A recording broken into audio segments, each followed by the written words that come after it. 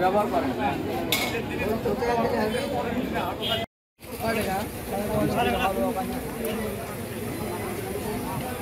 এই যে কুরবানি উপলক্ষে আপনাদের দাঁত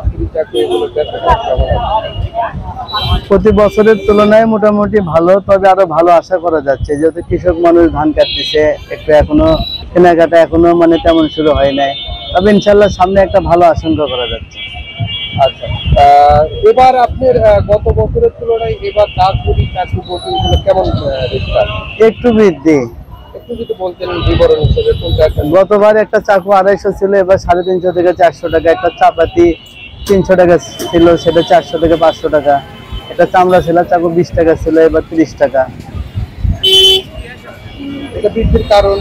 এটা বৃদ্ধির কারণ ওই কারিগর, আপনি কারিগরদেরই রেট একটু বাড়ছে। এই কারেন্টের জন্য কাজ করতে পারতেছে না, লোহার দাম বেশি, যাতায়াতের খরচা বেশি, মানে সব দিকে একটা অস্থিরতার জন্য একটু দাম বৃদ্ধি।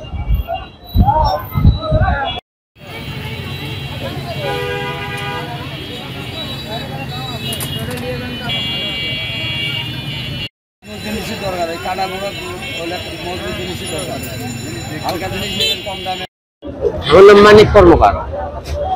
এই যে আপনার দাঁত কাটছি এগুলো বেচা কেনা এখন কেমন আচ্ছা হচ্ছে দাদা, মোটামুটি চলছে। আছে তো আরো সময় কয়দিন।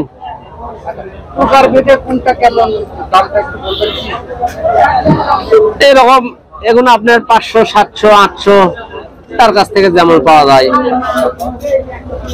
বিভিন্ন দাম আছে। 400, 500, এগুলো আপনার 500।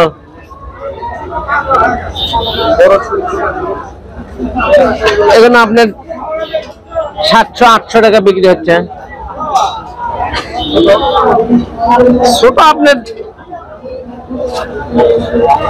এগুলো 40, এগুলো আপনার 150। গত বছর তুলনায় এই বছর দাম কি বৃদ্ধি পেয়েছে আপনাদের? গতবারের সাথে এবার দাম বেশি আছে।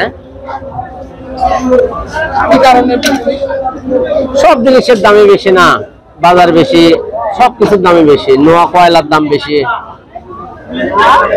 মজুরি বেশি আমাদের।